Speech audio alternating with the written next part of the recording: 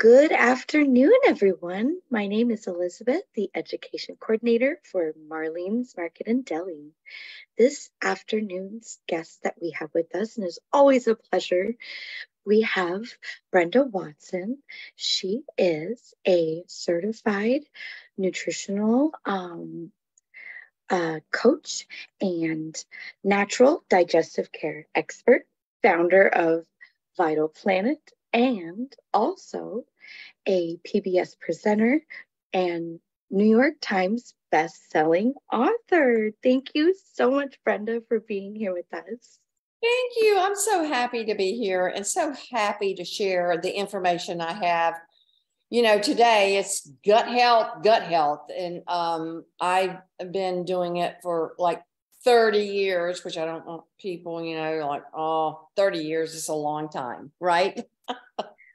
Well, you have so much expertise and knowledge, and to be able to be a staple in the health industry for so long, and been able to see how it's evolved. Yeah. Yeah. Thank you guys. I love being here. And, gut health continues to be an area of our health where we now know, which we didn't when I started many years ago, we didn't know that that was the core of where our health was going as we grow older or even as we are younger, So thank you. I'm glad to be here. Thank you.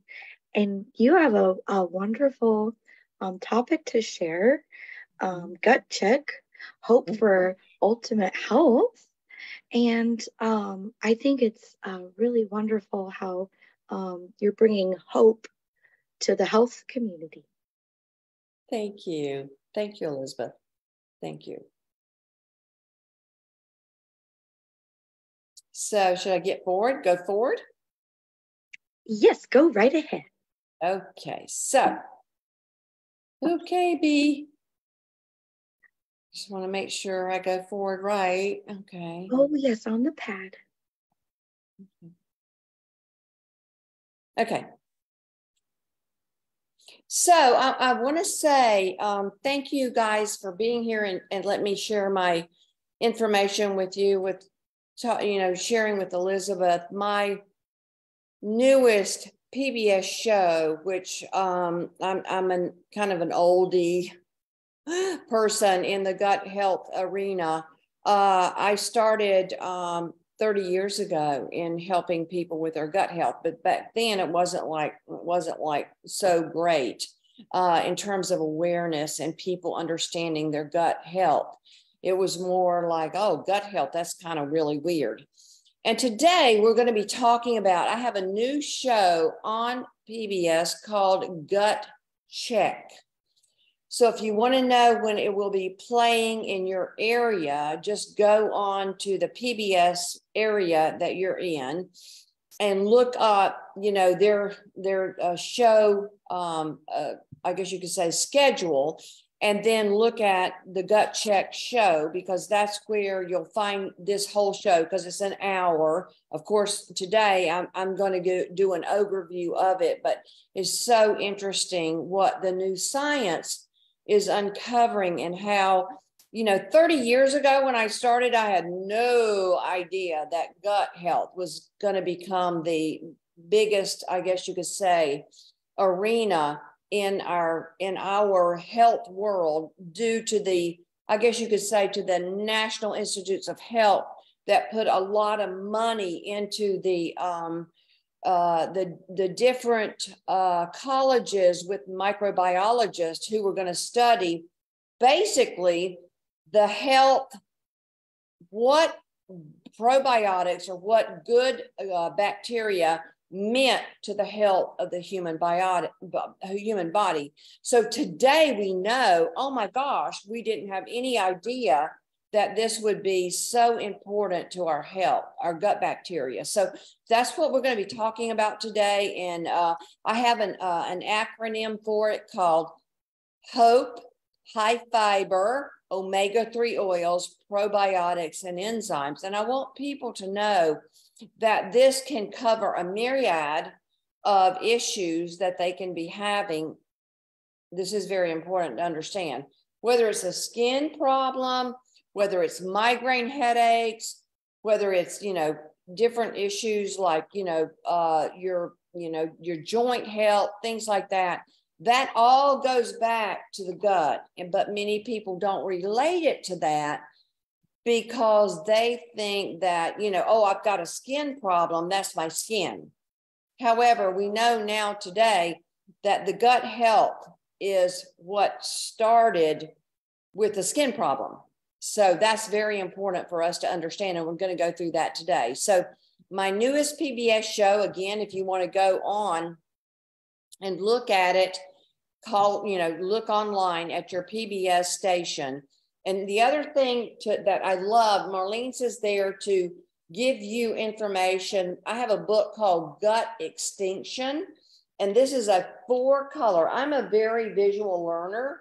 So this gives you sort of your flow charts, all of the information that you need.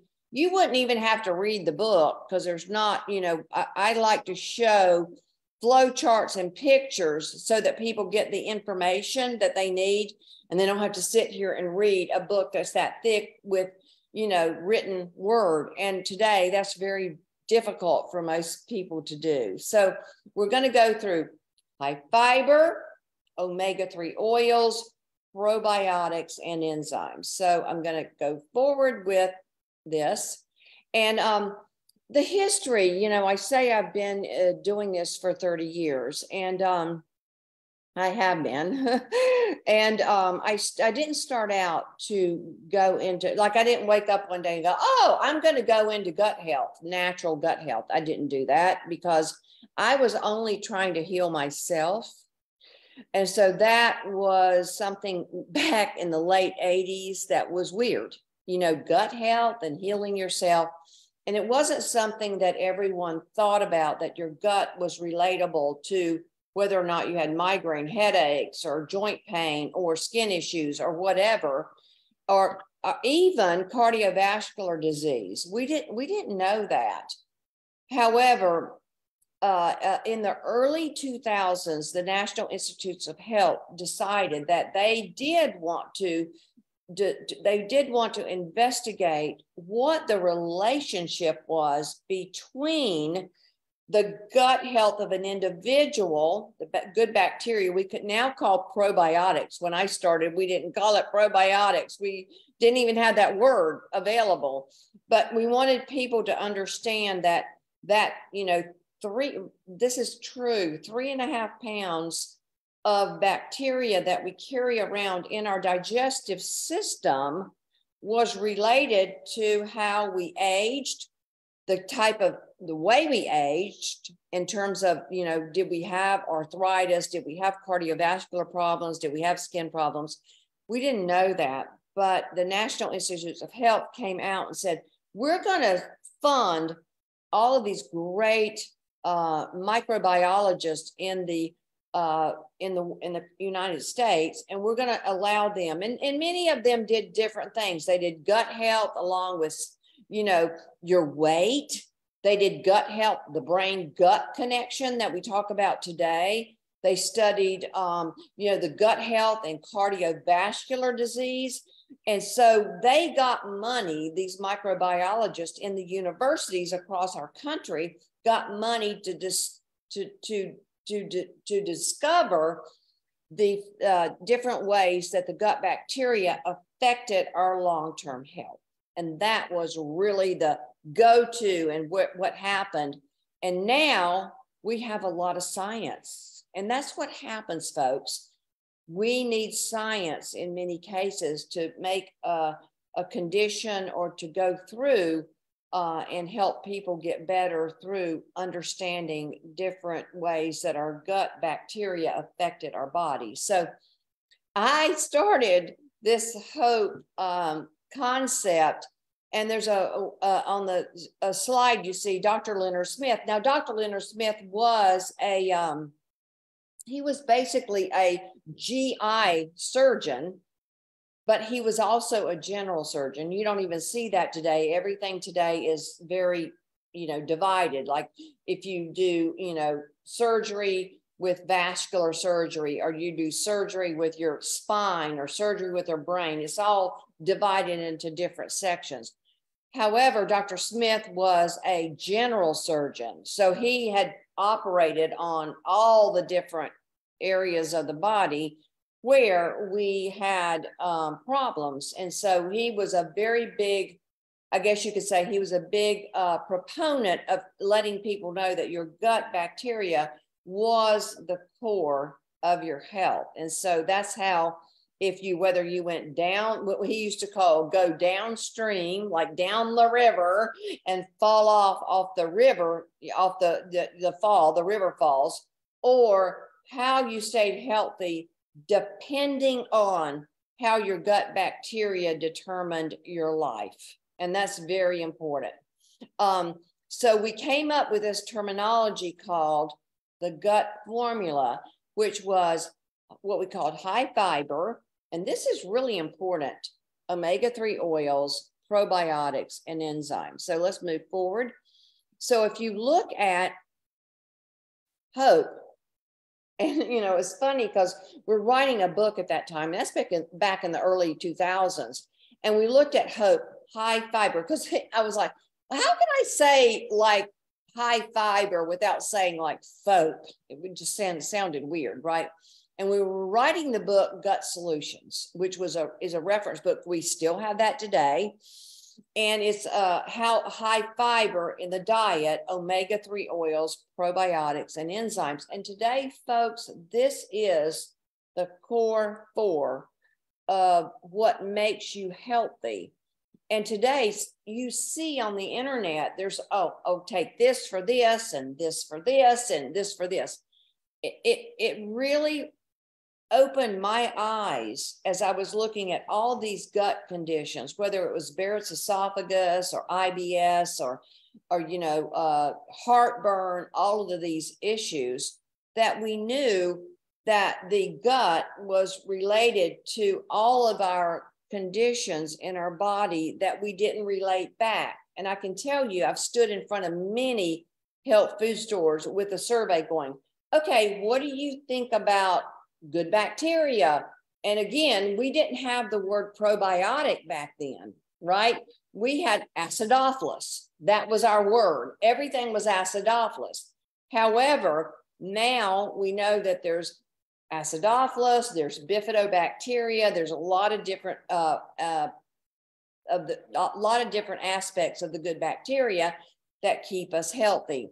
So what we came up with, and still today, 30 years later, we're working with, we need 35 grams of fiber a day, and we get less than half of that in our daily average. The average person thinks, oh, if I get enough fiber, there's such a misconception on fiber. Like people think fiber is a laxative, and that's just not true. There's in the new show called Gut Check, we have a doctor called Dr. On. He's done 30,000 colonoscopies, 30,000. And when a patient comes out of a colonoscopy, he has that aspect going, okay, what do they need? And he tells me, Brenda, I don't come out of a colonoscopy with a patient and not know that they don't need fiber. None of them. They all need fiber. The other thing is lack of beneficial omega-3s. And one of the things I want to stress today is how to read a label in your health food store on what you're purchasing from an omega-3, which comes from fish oil, and you can get some from plant-based plant-based like flax oil. However, the most, I guess you could say, omega-3s come from fish oils. And then we have this term called LOMD, loss of microbial diversity. What is that?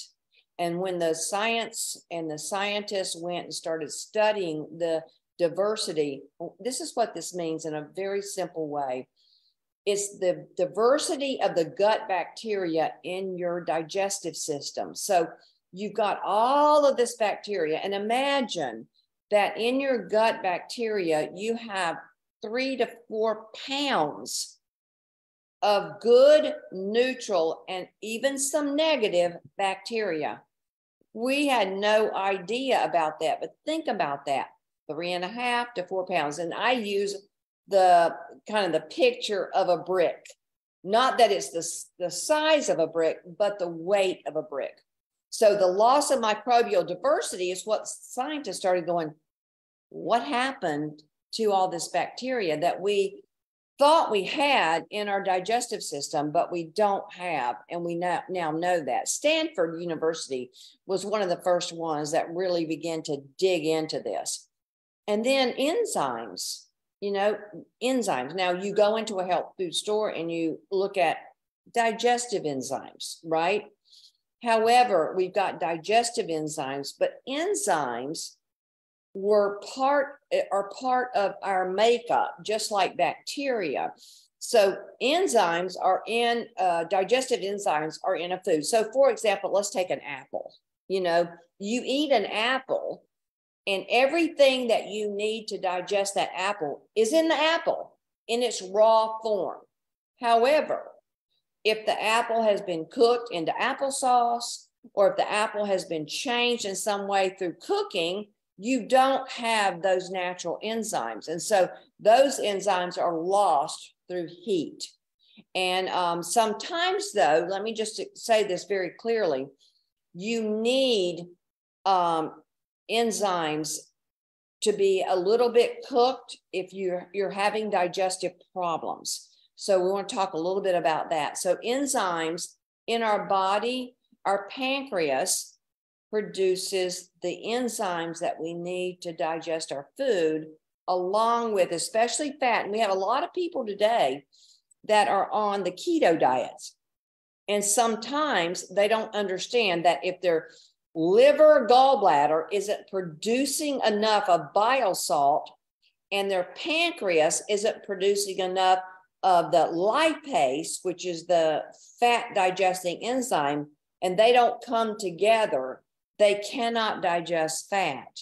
And that's why you see some people do really great on the keto diet and other people do not. So this is really important. We'll talk about this as we go along.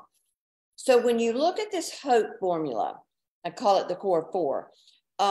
It's funny how, we look at things that are old become new again, and it just repeats itself, but it's not the same that it becomes new again. What it is it's that what's old, we now know more about the organs of the body and how we produce digestive enzymes and how the liver gallbladder works.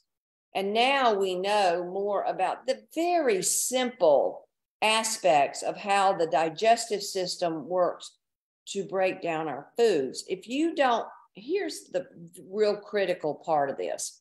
You eat food, right?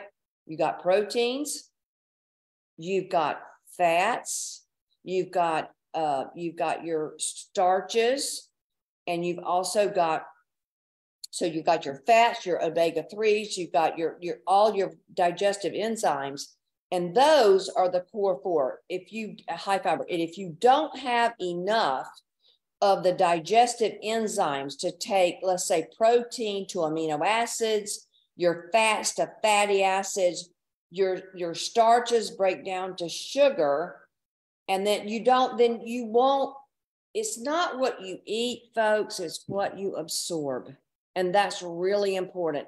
And as we grow older, we absorb less and less, and we get less and less benefit from the foods that we eat. And that's really important. That's what we're going to talk about today. So people that are dealing with, let's say, heart disease, high cholesterol, high blood sugar levels, joint pain, brain fog. I mean, how many of us don't think about brain fog? Anxiety, because we got the gut-brain connection now. We know that serotonin and GABA correlate to our brain, which makes us calm and peaceful. And even the digestive problems. Many people don't realize that digestive problems, if you have gas and bloating and IBS and some of these other issues, yes, you're having a symptom in the digestive system. However, if you're not necessarily having a symptom that you can relate to, then you don't have a digestive problem. But let's say you have eczema. Okay, would you say that if you had eczema on your skin that you would have a digestive problem? Most people wouldn't. They don't. But guess what? You do. So what issues have fiber, omega-3s, probiotics, and enzymes have been shown to support heart disease? Heart disease is something that develops over time, folks. We don't wake up one day and have cardiovascular problems. That has developed over a period of time, okay? High cholesterol. Generally speaking, many people go on a pharmaceutical drug to lower their cholesterol. And I will tell you, many times they can just do that with diet and supplementation and get lower cholesterol. And I've had that example in my family for many years because I had a relationship with my husband who had high cholesterol and high blood sugar, but due to food and due to, you know, bringing down the food that he ate, changing the food that he ate, and adding in the foods and the supplements that helped him lower his blood sugar and his cholesterol, guess what? He got better. It wasn't, he had to take a pharmaceutical drug.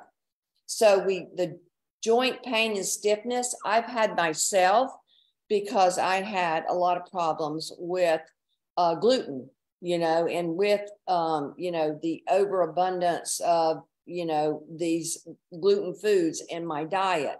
So I had joint pain. And guess what? Within a few months. Now, the thing I want to say around this is a lot of times when we look at things naturally, we think, oh, well, I'm going to change it by stopping what I'm doing today. And then tomorrow, I'm going to be better, or the next day or the next month. That's not necessarily true. When I had problems with gluten, and I also had Lyme and other issues too, even in this field of natural health, what I found was you heal over time. You don't just wake up one day and go, oh, I don't have digestive problems. I mean, I don't have joint problems anymore. It was related to my digestive system. So this is important. Brain fog. I can't tell you the people that want to know how to get rid of brain fog, because we wake up and go, did I do that today? Did I do that? Why did I walk in this room? Right? So I want to go through that today and your digestive problems. So we'll go through there. So I'm going to go through a formula. And this formula is what can create good gut health as well as long-term health. And that's what me and Dr. Smith looked at when we wrote the book Gut Solutions, because we looked at all these different gut conditions and we went, why does the same condition go, this formula for that condition go over and over and over again from the same lack? So if you had lack of high fiber, you had lack of omega-3s, you had lack of your good bacteria called probiotics, and your lack of digestive enzymes is what we call the H.O.P.E formula. And again, what comes around, and it's the same thing over and over again. So if we can learn this simple formula, then we can become healthy.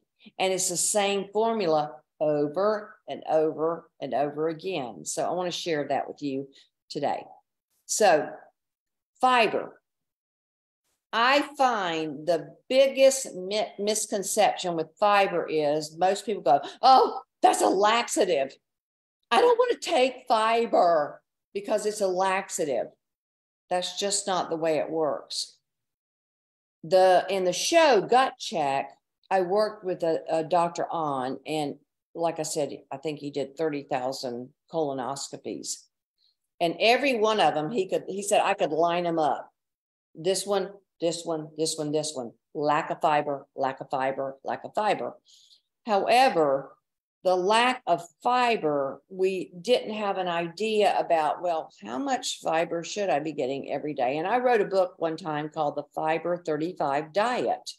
And that diet was based on getting 35 grams of fiber a day in your diet from food as well as from supplementation. So if you combine those together, the food and the supplementation, then it's very easy to get your 35 grams of fiber a day. And now we know that you need the 35 grams of fiber a day from 35 fiber sources per week. Now think about that. I got to get 35 different sources of fiber in my diet every week. Very difficult. You'd be chewing all day. Maybe you'd be like a cow. You would just be chewing, chewing, chewing, chewing all day, every day, because you've got so much to consume to be able to get that 35 grams of fiber in your diet every day. So if we look at fiber, fiber is not digestible, okay? It enters your mouth, you chew it, it moves through. And remember, we've got 30 feet of digestive system from the entering of the mouth all the way through the colon. 30 feet. That's a lot of area for you to have a problem. So fiber is a component of food, in our natural foods, in our plant foods, meaning that it passes through your digestive system intact. Now, having said that, it means that you don't digest it. And you don't look at fiber like, I wouldn't say fiber is a vitamin or a mineral or an antioxidant. However, it is probably one of the most important nutrients that we put into our body every day. So it gives us many health benefits as it passes through. So for instance, we know that we cannot digest fiber, but as we eat fibrous foods, our plant-based foods, we eat these plant-based foods, and these plant-based foods help us to make more of our good bacteria, our probiotics. It helps us in many ways, and we need this fiber to be able to be healthy. But remember, folks, just like what I said, it's not a digestive, it's not a mineral, it's not a vitamin, it's just we have to have it. It's in your plant foods. It's in your natural foods. So if we look at it, it's in fruits, vegetables, grains, nuts, seeds, beans. Now think about that, okay? And I'll give you a way to look at it. If you look at the picture here on the left, okay, fiber, let's take an apple, okay? An apple has the peeling and it has the inside of the apple, which we call apple pectin, okay? The outside of the apple is what we call your insoluble fiber. So remember, your grandmother used to say, eat the bran muffin because you're going to have better elimination. Okay, right, because it gives you bulk. However, the inside of that apple is called your soluble fiber, and that's where you get a lot of benefits.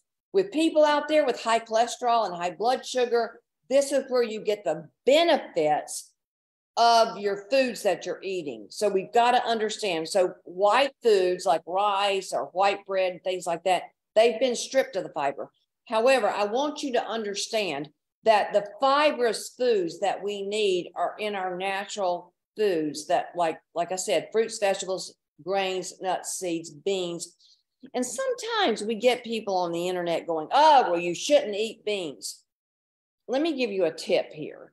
The tip is, if you want to get the benefit of a more protein aspect of your beans, all you have to do, folks, is take just a sheet pan, a cooking pan, lay your beans out, fill up that, cover them with water, put parchment paper over them, and let them sit there for a day, okay? And then what they do is they start to just sprout just a little bit.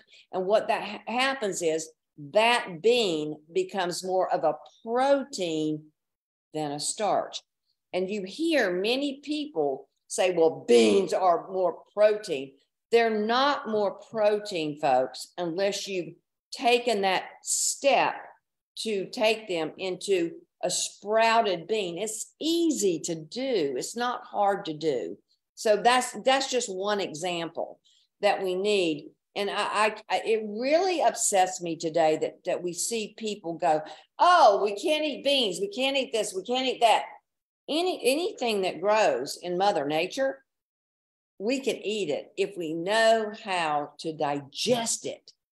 That's what the point is. Do you know how to digest it? And if, like, you're a vegetarian or a vegan, this is important to you because you've got to learn how to take that bean, for example, and make it more of a protein, because you do need that. And you just do that by soaking them. That's all you have to do. And then you take off the ability of your body to make that more of what you would call an undigestible food into a digestible food. So let me make this really simple with fiber. And I'll give you a little story. My husband was 10 years ago, was extremely overweight. And it really bothered him that I was in the natural health industry and he was overweight. Well, I traveled all the time, right? And I would come home, and quite frankly, he was a sugar addict, right? So I would come home from a week on the road and I would look in the refrigerator and he would be sitting there eating the ice cream that I had just thrown out the week before I left, right? So he said, I just wonder why I can't lose weight. And I'm like, because you eat too much sugar. And he goes, well, I've tried everything. And I hear people go, I've tried everything. Well, what happened is his cholesterol, and this is true, this is on the Gut Check show, his cholesterol was 550. Most people don't even believe that when I say it, but it was. So I went, it's not fat, it's sugar. So, and it was really overweight. So we go to this doctor, and she leaned toward being a natural doctor. She was still more traditional. And we go in there and she's done his blood work and she goes, your cholesterol is 550. I want to put you on a statin drug. And I went, no. Let's try something different.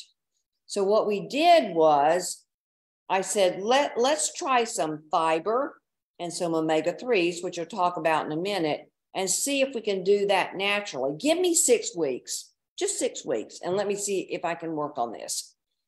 6 weeks later, we go into her office. I've worked on his diet, and guess what? His cholesterol was 230. That's quite a benefit for 6 weeks. So she said, that's pretty good. And I said, well, give me some more time. So the thing, I talk about, I like visuals. So if you take a sponge and you go back to the apple or the zucchini or the walnuts or whatever it is, and you've got 2 types of fiber in plant-based foods. You've got the soluble. Now, why? If you look at that sponge there, that is the yellow part of the sponge. So if you spilt water on your counter, you would take that yellow part of the sponge and you would soak up that water, right? And that would take it off the counter. Okay. So this type of fiber that's in all your plant-based foods, when you mix it up, it mixes up clear and it makes sort of a gel-like form in a glass of water. However, you need both kinds. So the green part, this type of fiber is really important in weight loss, blood sugar control, your controlling your cholesterol, and also absorbing toxins. This is really important. The green part of the sponge, okay, is called insoluble, okay? It doesn't soak up much. If you took that and soaked up the water on the counter, it doesn't do much. That's where I go back to your mother or your grandmother said, oh, that's your bulking. That gives you bulk. Remember, 30 feet of digestive tract, and all it is a long muscle, okay? And the way that muscle functions is by a contraction called peristalsis. So it has to contract, and that's what moves that food from the mouth all the way through. So when you wake up in the morning, you have a bowel movement, right? That's the insoluble part of the fiber. We need both of these, folks, to have good elimination. That's why fiber is not necessarily a laxative. And that's where many people say to me, oh, I don't want to go to the bathroom anymore. And usually that's people that may have a tendency towards more diarrhea, but that's not why they have diarrhea.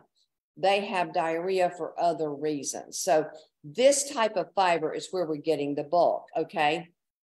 So if we look at these 5 main benefits of fiber, and you will not find, and I'm saying this, you can hold me accountable to it, one single GI doctor that does colonoscopies that won't say fiber, fiber, fiber, fiber after they do a colonoscopy. So the main benefits of fiber is it maintains cholesterol. And that's what happened with my husband. I added more what we call the soluble fiber. And the picture here on the left shows what happens. Why does fiber make so much of a benefit to lowering cholesterol? And this is really important.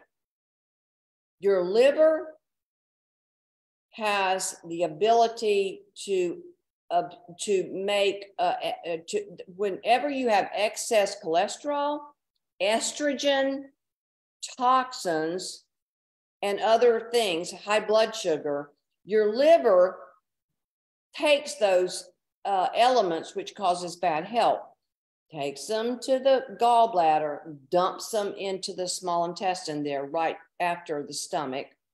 And what happens there is if that cholesterol is high, the liver will dump it back into the gut because obviously you need more soluble fiber to absorb that excess cholesterol, excess toxins, excess estrogen, so that leaves through your colon elimination, okay?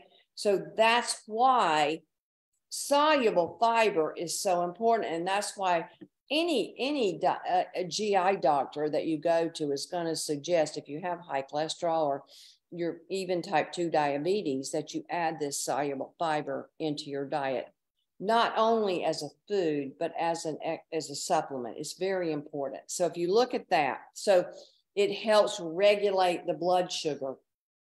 You know, type 2 diabetes is major. I mean, it's a major amount of people in our country. And if we had enough soluble fiber in there, then what would happen is even if you ate too much sugar, it would absorb that sugar so that it goes out through your elimination and not goes back to the liver. Okay, this is important to understand. Your liver is your lifeline. Okay, so whether it's excess toxins, excess cholesterol, excess sugar, if you don't have enough of fiber, soluble fiber in that gut, once the liver gallbladder dumps it into the gut, because that's what it's going to do, then the soluble fiber would absorb it and you would have, would go out through the bowel elimination. However, if you don't, it's going back to the liver, going back to the liver, going back to the liver. And that's why that doctor that day with my husband with excess cholesterol went, will you sign a release that I suggested that you do a statin drug and you're not going to do it because I just want you to do that. And I went, sure, we will, because I know that we can control this with diet and supplementation. Very important. It's called intrahepatic recirculation. So anything that's dumped in the gut, if you don't have enough fiber, not only the insoluble, but the soluble, that's going back to the liver, folks. And the liver just keeps taking it up. And in many cases, we get non-alcoholic fatty liver disease. And today, the number one problem that we have in this country with adults, 50% of us have non-alcoholic fatty liver disease. It's a real important thing. So fiber helps with weight management. Okay. And I did another book called The Skinny Gut Diet. And that's where you balance your good bacteria levels to give your body the ability to slough off excess weight due to your good bacteria. So fiber curbs your appetite. And so that's very important by stimulating a hormone that makes you tell your brain, hey, I'm full. I don't need any more. So it's really important that we have fiber with weight management. And then this is kind of a little, I guess you could say, formula I did. But for every gram of fiber that you eat, you will excrete 7 calories. So think about this. So if let's say you took in 35 grams of fiber a day, so 7 times 35 is 245 calories, right? So that is a half an hour on a treadmill. We all know what that feels like, right? So we have to have fiber in order to excrete the amount of calories that we're eating in our foods when we overeat. So the Fiber 35 diet was an excellent way to understand that. And when I talk about things I did like Skinny Gut Diet and the Fiber 35 diet, I had actual participants in these programs. So I watched them. I did stool analysis and I watched them as they lost weight, as their cholesterol levels came down, their blood sugar levels came down. So really important to understand. It absorbs the excess toxins and hormones. And this is really important for your perimenopausal women that have excess, your excess estrogen, which causes, fibroids in your breast, fibroids in your female organs. Without enough fiber, they end up just going back to the liver, going back to the liver, going back to the liver. So you build up in the liver excess estrogen, and that you don't want. And that ends up down the road being a problem. So we know that people with the high toxins in their body, the funny thing about toxins, whether it's a pesticide or it's our excess outgassing of our, carpets, our furniture, we don't see those. We don't see, that couch is outgassing excess toxins. We don't see that. And the reason is we just don't see it. And I have had the hardest time educating people on the fact that excess toxins come through taking in through inhale and exhale. That's where we're getting a lot of them in our environment. So pesticides are important. And one of the things I'll say, we're in a time now where people, we say, eat organic. And yes, do that as much as you can. However, here's the problem. They can't afford it. It's a real problem. However, if you take a non-organic vegetable and you just soak it in the nice things that we have in the health food store today, we can rid those pesticide-laden foods just by soaking them for a few minutes. And then you get away with the pesticides that are in those foods, those natural foods. And this is important to understand. So if we look at fiber, the big piece of this is our good bacteria eat fiber to multiply. It's called prebiotic fiber. And one of the things that we just developed at Vital planet is it's called the fiber 35. This is a fiber that's all soluble. Remember, I talked about soluble, which soaks up, and insoluble, which creates bulk. We need the soluble fiber to soak up the toxins and different cholesterol and things like that. However, your good bacteria, that's the food that the good bacteria uses to multiply. And so what we've learned is that, you know, your prebiotic fiber, just like us as humans, I don't like the same thing my husband does to eat. You know, I don't like the same thing my children eat, my grandchildren eat. However, neither does your bacteria. And that's why we're learning through science, again, that your science is showing us that all of your good bacteria, your lactobacillus, I'll talk a little bit more about this in a minute, and your bifidobacteria, which is the main friendly bacteria in your colon, they don't, you know, when I first came out with soluble fiber and prebiotic fiber, we mainly used acacia fiber, one soluble fiber. However, now this is 35 different sources of soluble fiber in one supplement. So this is important to understand, because we've got to let this good bacteria thrive, survive, and multiply. So the American Gut Project was a project that discovered, and this is really hard to understand, and I did this in the Gut Check show, that, okay, if you take a plate of vegetables, right? So we want 35 grams of fiber a day in our diet, soluble and insoluble, right? However, we also want that from 30 different sources. Whoa. Do you know how much you'd have to chew to get that out of every day and every week? So the American Gut Project did a study, a clinical study, and they found that for you to have the diversity in your gut bacteria, your good bacteria, what you had to do was you had to get the good gut bacteria from the foods that your bacteria consume, right? That just makes sense. Guess what? They all don't like the same foods same as we do. They don't like the same foods. So we've got to get a variety. And that has to come with some supplementation of fiber, because you cannot eat all of the variety of prebiotic fiber in foods that you need through the week to get that variety for your good bacteria to multiply. Very, very important.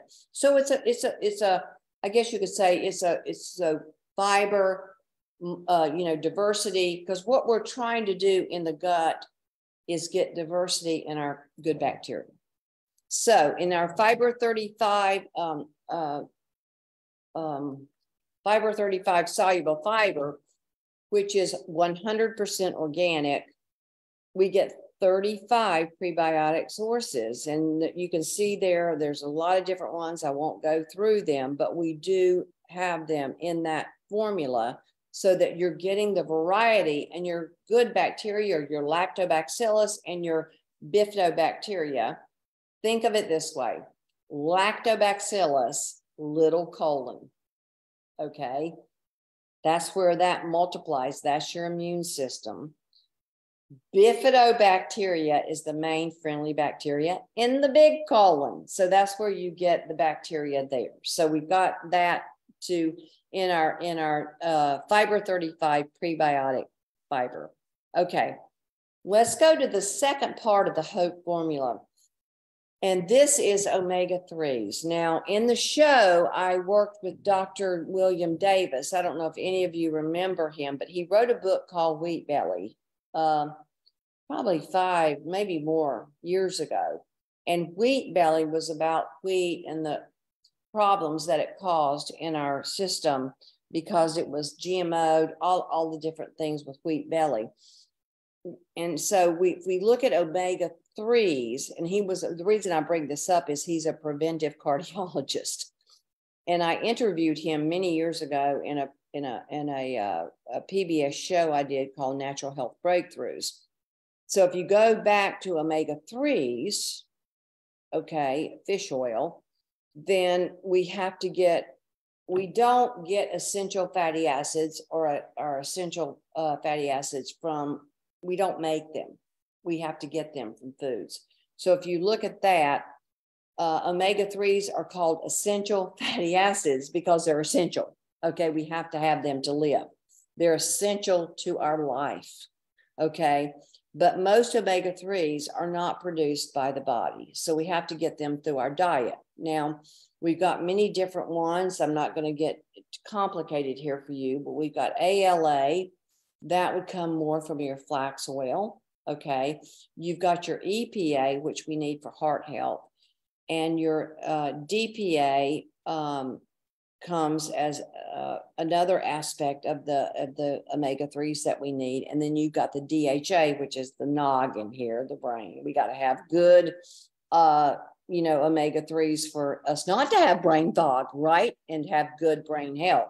Okay, so ALA cannot be made in the body, so we obtain it from food, for example, for flax. The EPA, DPA, and DHA can be converted from ALA in the body, but it is a process that has to happen. So some people are lacking in that necessary enzyme to convert your ALA to your EPA or DHA. So that's just one thing. I like to use flax, for example, as like my salad dressing. I take the flax, I mix it with lemon oil, and I even put our flax fiber in there and make a really tasty dressing for something. So, there's ways to keep these types of oils and fiber into our diet if we just get the idea in our head to do it. And we have people like me and other people that do really wonderful recipes, okay, to help us. Okay, so the foods that contain omega-3 are, your salmon, your mackerel, your herring, your sardines. And then from the plants, we get, your avocados, your walnuts, your flax, chia, hemp. And so those are where we get them from the plant side of things. So if you look at what do? Everything. We get omega-3s are part of that lipid membrane that are part of every cell in our body. So cardiovascular, digestive, endocrine, central nervous system, reproductive system. We get all of these from foods. And that's why it's very important that omega-3s are very much a part of our diet. And if you look at the study that the Harvard School of Public Awareness did, a deficiency of omega-3 fatty acids is the sixth leading cause of death, preventable death. Let me make sure I say that correctly. Preventable death in our world.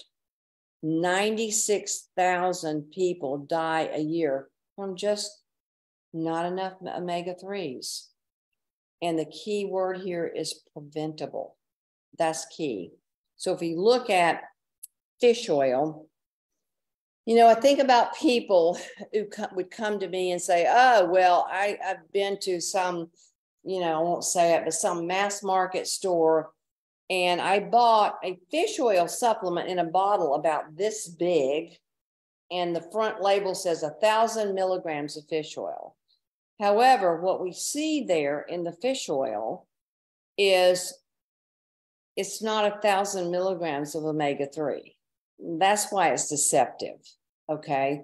So the standard look, if you took the fish oil from a fish, so let's say, I don't know, a salmon or a mackerel, and you took the oil out of that fish, it's not all omega-3, folks. It's not. The label of that says 1,000 milligrams, but you've got to read these labels. And that's why this is so important. This box, and if you go to the person in the store to help you, this box, the supplement panel facts, shows you what you're getting for your money. This is important because you're going to come back and go, wow, I just paid for this fish oil supplement. But was it omega-3? No, because what you see is you see that when you squeeze the oil, like I said, from a fish, only 30% of that oil is omega-3. The other 70% is just saturated fat. That's why it's important to understand what you're buying.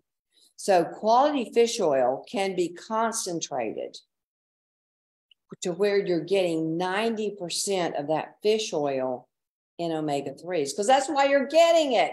You want the omega-3 for the brain, for the heart, for the things I've just been talking about. So if you look at what we have in our vital omega-3, there's several things to look at.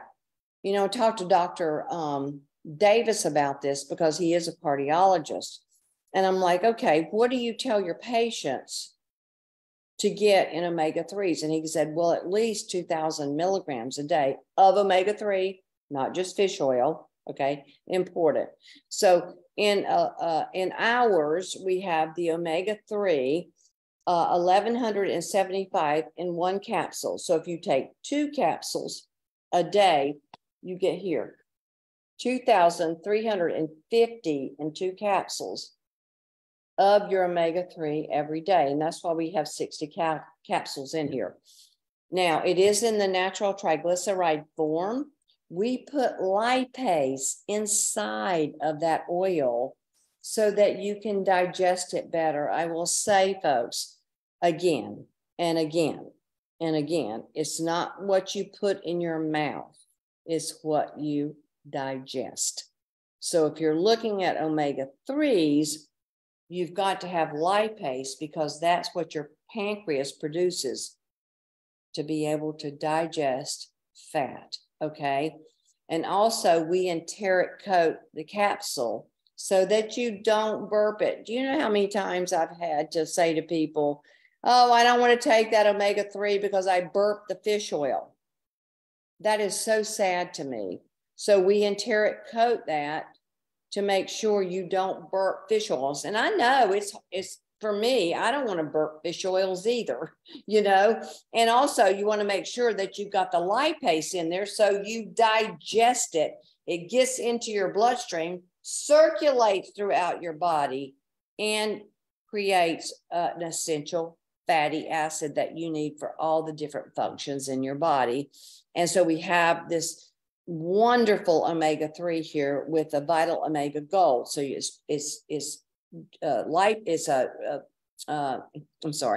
is an enteric coated capsule. It's natural triglyceride. And we also, if you go on the label, we have something called IFOS, International Fish Oil Standards. So you can take this on the bottom and go on their, we don't own this, you go on their website and they can tell you exactly when this was processed and how much omega-3 was in it. So it's called IFOS standards.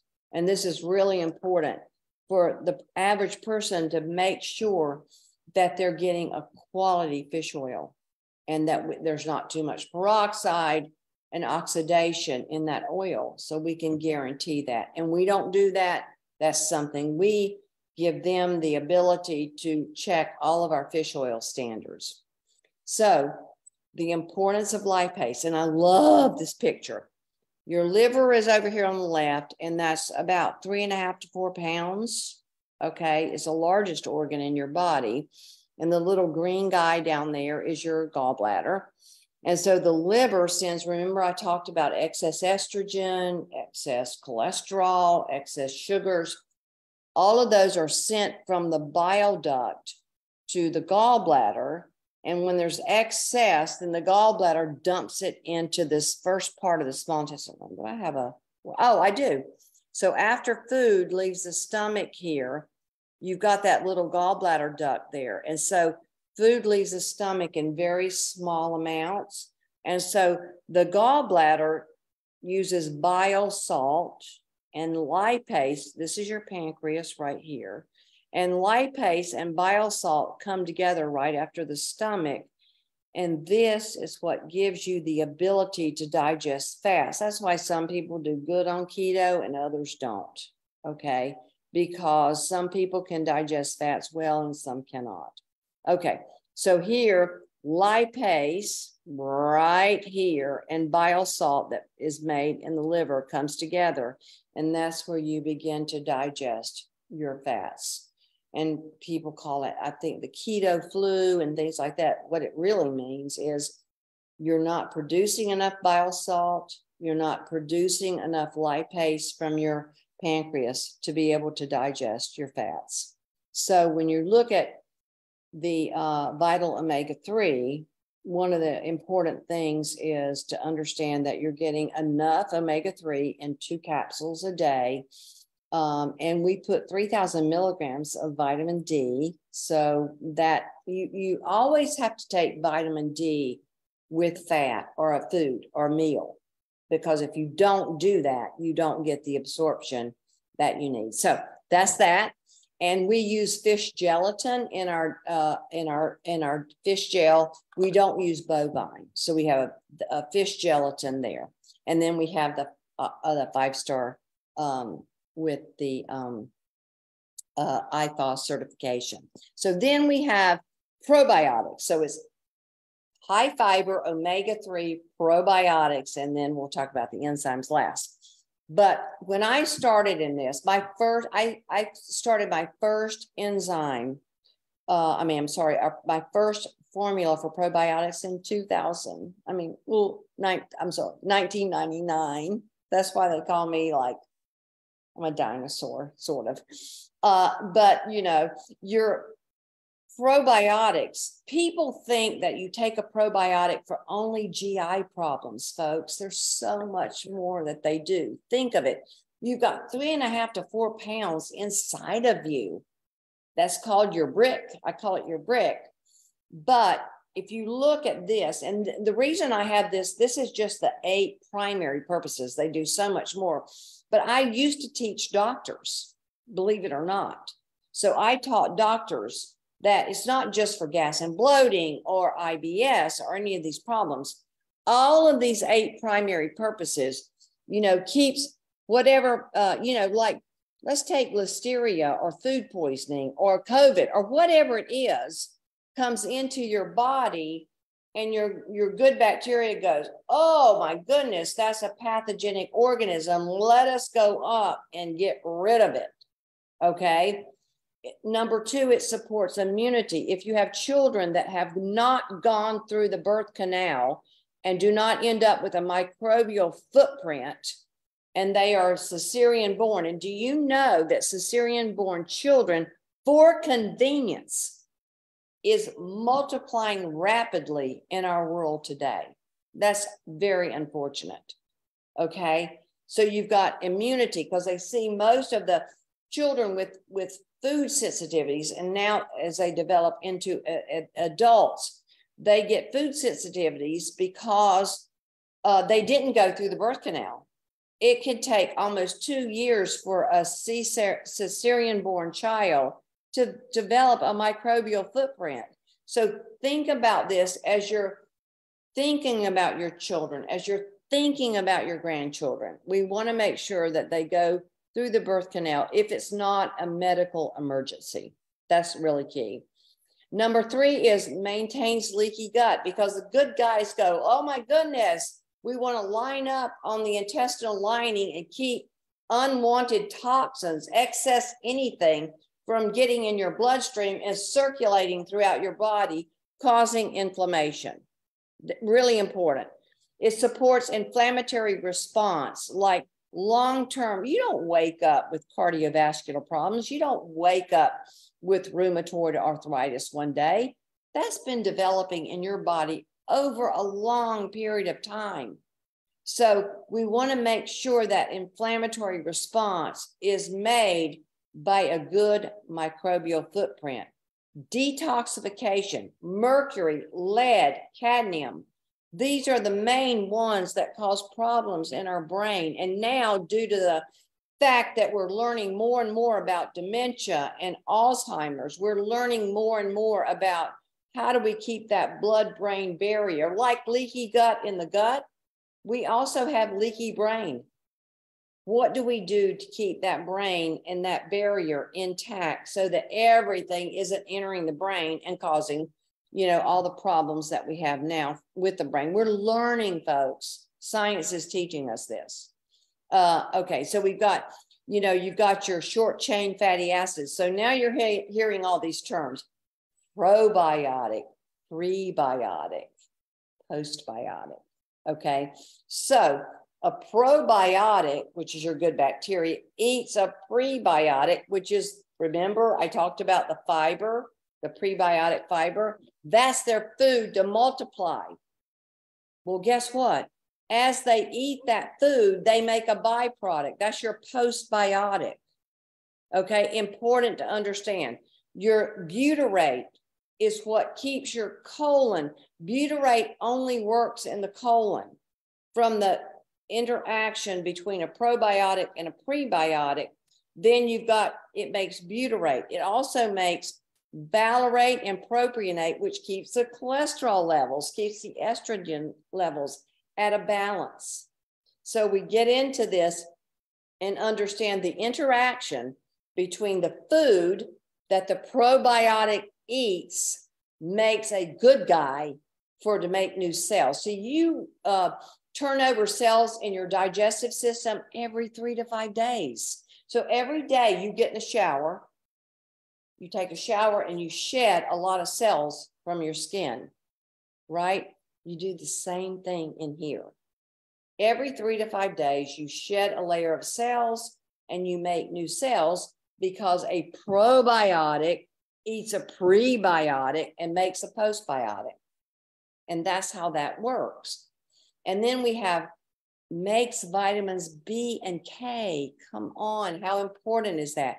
Vitamin K comes from our spinach and kale and our good foods. And then we also have vitamin B, which comes from to help our nervous system. And those people out there with IBS and SIBO and all of these different things, they have problems because they're not making enough vitamin B. And vitamin B is what regulates your nervous system. Very important. And then the gut-brain barrier, that's GABA and serotonin, which is made in your gut, sent to your brain, so you have calm, so you have good sleep and things like that. So here, another gut-brain connection. So we make these neurotransmitters, GABA and serotonin, and also it helps in making, remember I said the gut-brain barrier, so it doesn't open up too much and let too much things we don't want in our brain, which is causing a lot of the dementia and early Alzheimer's. Very, very important that these bacteria are our friend. They make us healthy. So I call probiotics the multivitamin for the gut, because we need to take them every day. If you're born and you don't get the microbial footprint, and even sometimes if you do, you've got to keep that microbial footprint going. And what happens is, in most cases, like with me, I was born and I had a lot of antibiotics. And so the antibiotics actually ruined my immune system. And what might happen is my daughter, because when she was born, I didn't know all of this. So she got the same immune problems I got. Okay. But my grandchildren, guess what? Have taken a probiotic. They're 14 and 11. And they've taken this probiotic every day since they were born. They've never had an antibiotic. Never. And that's very important. So when we look at probiotics, they have a first, a middle, and a last name, just like we do. We're identified more by our last name. And so the thing I wanted to, this is the point I want to make here, because I know I'm long-winded and I'm going to try to wrap this up, but okay.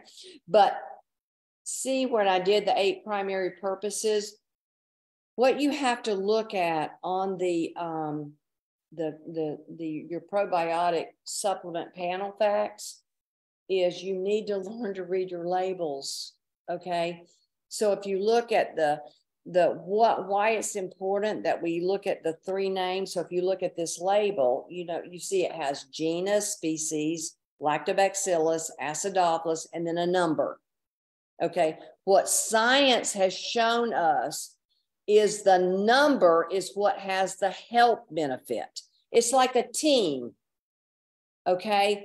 Some people are good at some things and others are good at other things, but together as a team, that's what your good bacteria do. They're a team. And what they do is, so for example, let's just say NCFM right here, that's from North Carolina University. It's only fair at immunity. It's best at reducing inflammation. So everything doesn't have, I would say, it's not good at everything. We're not good at everything. We have a team, let's say a store. In a store, we have a team. So the team works together because some people have like good benefits. Some people, the other person has a better benefits in this area. So the reason I put this down here was to get the point across that everything doesn't do the same thing. That's why you have what we call diversity. And diversity in your in your probiotics is on your label. So if you're looking at a label of probiotics, you should see a number on that label, or it's not being labeled properly. Okay. So if you go further, you look at our gut. I like to look at it as a rainforest. Okay. So if you took the rainforest and you cut the canopy of the trees off, right? That sun would get into that lower part of that rainforest. And guess what it would do? It would kill a lot of the good stuff, right? Okay, we're at rainforest in here. So what happens to us is antibiotics, ibuprofen, too much, sugar, things like that get into that rainforest, which I call inside of us, especially antibiotics. That's cutting that canopy. So guess what? My canopy was cut at 2 years old. 2 years old. I had so many antibiotics that I could no longer keep my immunity up. And that's very important to understand. So what the scientists at, let's say, Stanford did is they go naturally to studies of animals, and they looked at the mouse study. This is an important study that was done. And so if you look at the top when it says wild, so they took a wild mouse and that lived in a wild environment, ate a wild diet, and look, that top graph there is a diversity study. That mouse had a lot of diversity, right? Then they brought the mouse in, fed it high fat, high sugar. And guess what happened? Because they reproduce very quickly. Generation 1, 2, 3, 4. Look what happened to the diversity, the microbial diversity that animal got as it went through generation 1 to 4. And that's why I say with my own situation with my daughter, and by the way, I've been doing stool testing since 1993. Okay. My daughter got the same unfortunate immune compromised situation that I did. But because my granddaughters have been taking a probiotic since they were born, they have a diversity panel that's unbelievable and no antibiotics. This is where we have to go, folks. We have to understand that diversity in the gut bacteria. Remember, 3.5 to 4 pounds, that brick is what keeps us healthy. And that's what makes us have a good microbial footprint. And then when you go to, then Stanford went, well, where in the world is there people who have a good microbial footprint? Well, there's about 5 tribes across the world.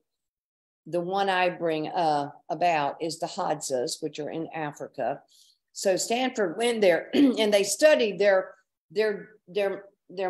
basically they did stool sampling and they studied their footprint and they went, oh my goodness, they don't have IBS, they don't have colon cancer, they don't have hemorrhoids, they don't have all of these colon problems that we do in the Western world. What is the difference? Well, quite frankly, they eat 60 grams of fiber a day, which is way beyond what most people in the Western world can even comprehend. And so they found that they are the healthiest people on the planet. Now, there's other tribes, they've got other examples of this, but I just used this one. So then they went, well, why is that? I'll tell you why it is, because they don't have all of this going on. And people that frequent a health food store do not have as bad of a problem because they understand cesarean versus natural childbirth, breastfeeding versus formula, antibiotics the minute they come out of the womb, the Western diet, aging, toxins like mercury, lead, cadmium, your I guess you could say your acid blocking medication. Those of you out there that are taking that, please, if there's anything you do, just read the insert. Don't take it longer than a week. It really disrupts your pH. We now know that it causes stomach cancer. That's been very well documented. And so that's why some of them have been taken off the market. And then your sleep, your exercise, all this plays a part in keeping that gut microbiome intact. And so what I want to see, and this would be a stool test I would get back. And this didn't happen that I started seeing this until 2015. I was working with a doctor in Baltimore who was he's a very famous cancer doctor. And I did a study with him with 10 patients that had a 5-year post-cancer. They were alive 5 years post-cancer. And so I started getting these little circles at the end of the lab report. And I called the lab and I went, what is this? Like, I've never seen this before. And they said, Brenda, this is a diversity panel. So the person on the left here would be healthy. And I don't have it right here, but the person on the right, which has not many of these, little spheres and other things, they said, they are your patient. And I went, oh, that's not very good, is it? And they went, no, it's not. So we're trying to increase diversity because we used to think when I first started and you went into a health food store, you'd go, I want acidophilus. We only thought there was one acidophilus. Now we know that we have at least 260. I mean, we're learning more and more and more. And that's why this strain diversity. So when you see this box, 60 billion is your potency, and then 60 strains. Now go back to what I showed you earlier, that the strain has the health benefit, okay, of the probiotic. So the strain diversity is there in the probiotic because each strain has a different benefit to the person. So that's why it's important to read the label and to understand diversity. So, and then I go back to, and in our Vital Flora, we add 7 organic prebiotics, even in the capsule, so that your probiotics, once they enter the digestive system and get into the small intestine, they've got 7 different foods to eat, and they're organic. So this is another reason why Vital Flora is very different. So why, if you look at, you look at what you purchase, if you're purchasing an omega-3 or a fiber, whatever you're purchasing, it's important to understand a guarantee. Okay. So high potency, when we look at probiotics, is 60 potency in each capsule, 60. High strain diversity is a minimum of 60 different strains. Multiple prebiotics. I said we got 7 organic prebiotics. Here's the biggest piece. We do a delayed release capsule, veggie cap, so that when you take the probiotic, the most, I guess you could say, asked question in a health food store is, when do I take a probiotic?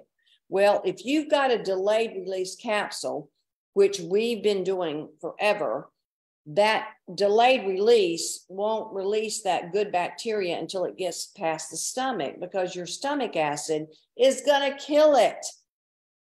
You've got to have a delivery system. So that, plus we guarantee the potency and the strain diversity to expiration of product. And on the shelf, it's 18 months, and in the refrigerator, it's 24 months. That's really important. And you know what? The people who ferment these don't come to me and go, oh, Brenda, we really like you, and we're just going to double this amount to give you, because I can't guarantee that you're getting 60 billion and 60 strains at 18 months or 2 years unless I start with more. So for example, we start with 120, so that at 18 or 24 months, we guarantee that you're going to get the potency in that formula that we started with at day of manufacture. So again, it's back to learn to read your labels. If a label says potent at time of manufacture, we don't know what that means. But if we say potency to expiration of product, we do know. And that's very important. So you get what you pay for. And that's very important. So we've got, the 60 billion, which is our daily. We have, so that's our number one. But we have many different formulas. We have the women's daily, and they're all in the store. You can ask the people in the store. Some, the women's daily is really good for you women that have more UTI problems, vaginal issues. And of course, we have one for menopausal women like me who have menopausal problems as we grow older. So we've got a lot of different formulas, and we list those, and the store can help you decide which one is for you. Now, the last one in the H.O.P.E formula is your digestive enzymes. And of course, our digestive system weakens as we get older. The pancreas can't produce enough of that lipase, enough of the amylase for starches, enough of the protease for your proteins. So we have enzymes, which are proteins basically, and they're like a string of pearls. So you want to get those pearls. Remember, it's not what you eat, it's what you digest. It's what you absorb. So when we look at this, we have the protease for protein digestion, your amylase for starch digestion, and your lipase, which is for your fat digestion. And so starches have to go into a process to be digested and absorbed. Your protein the same, and your oils the same. And again, this is important. So we want to make sure that a digestive enzymes has all of these things in there, but ours basically has much more than that. So if you look here, if you see this, the duodenum here, if you went above that, you would see your stomach, but you don't have much digestion in your stomach. Most of your digestion occurs when the gallbladder, which is the green circle there, puts into the first part of your duodenum your bile salt, and then your pancreas, which is the yellow organ there with the red veins there. That's what brings in the digestive enzymes into that area. Most of your digestion is into about 8 inches. Isn't that interesting? I mean, 8 inches of your small intestine, that's 22 feet. That's where you get most of your digestion. And so it's important if you're weak in there. And remember, your pancreas has 2 functions: insulin for your, your sugar, and your digestive enzymes. So we have digestive enzymes as we get older. I hate to keep saying that, but we get more gas and bloating and things like that. So we want to make sure we're getting our digestive enzymes, because raw foods have their own enzymes. But remember, an apple only has enough enzymes to digest that apple. It can't digest your meat. It digests the food that you're getting that raw food from. So that's important. And then if you look at our digestive enzymes, which we have here on the H.O.P.E formula, we've got, cellulase, which helps with the plant fiber. So that decreases the gas and bloating.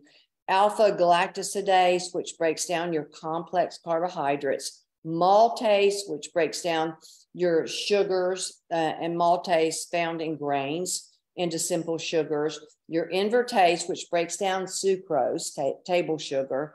Your lactase, which helps you with lactose intolerance. Phytase, which breaks down phytic acid, which helps with, like I was talking earlier about the beans and getting the beans to a protein source. And then your dietase and your beta glucanase, which helps break down other forms. So we've got actually 22 different enzymes in our Vital Digest. The other thing that we do, folks, is we do the delayed release capsule, because we don't digest much in the stomach. The stomach mostly is a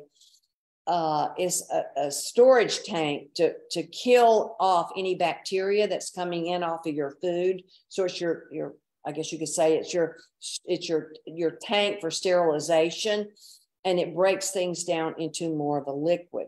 So once the digestion occurs, it's after the stomach in the small intestine.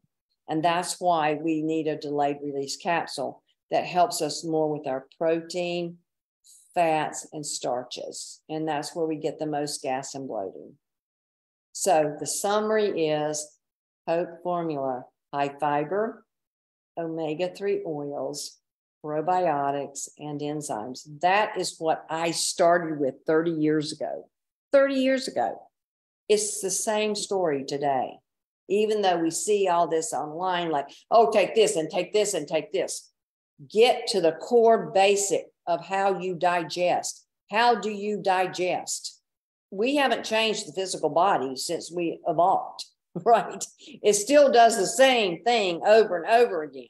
So the H.O.P.E formula is a basic, specific formula that helps you do what your body's been doing forever, but enhances it. And that's why this is really important. So the H.O.P.E formula, you get 35 grams of fiber a day, 2,000 milligrams of your omega-3s, 60 billion and 60 strains of your probiotics and your digestive enzymes. So that's my formula. And that's been going for 30 years. It's still going. Bringing hope to the health community for over 30 years. That's amazing. Yes. I feel it's amazing too for me 30 years later. Oh, well, fabulous presentation. Gosh, there's some mind-blowing information. Yeah. I'm sorry it took me longer. I'm sorry. Oh, it's all good. You had so much great information to share. Thank you. And thank you everyone there at Marlene's. I mean, you guys are great. You're great in educating people on the floor. That's what we want. We want people to be educated. That's why you're a go-to. You're a go-to. You're an institution in our communities. Oh, thank you, Brenda. You're so sweet. And we are just always so grateful to work with amazing health experts such as yourself, who are making a true difference in the community as well. Thank you. Thank you, guys. You have a great day or rest of the day. I'm behind. I'm ahead of you. Oh, yes, that's right. You're 3 hours ahead. Yeah, I am. Yeah. Thank you for doing the seminar today, Brenda. It was very, very good. Very, very good. Well, thank you. Thank you so much, guys. I appreciate your I appreciate your support. And as we go forward, we're doing more and more creative things, and you'll always just see me in digestive health. That's just my thing. Oh, definitely. Yeah. And anytime we can have you, it's always an honor. Well, thank you. Thank you, Keith. Yes, ma'am. Thank you. Thank you, Elizabeth, for letting us do the event. That's great. Oh, of course. Always my pleasure. Thank you, Keith. All right.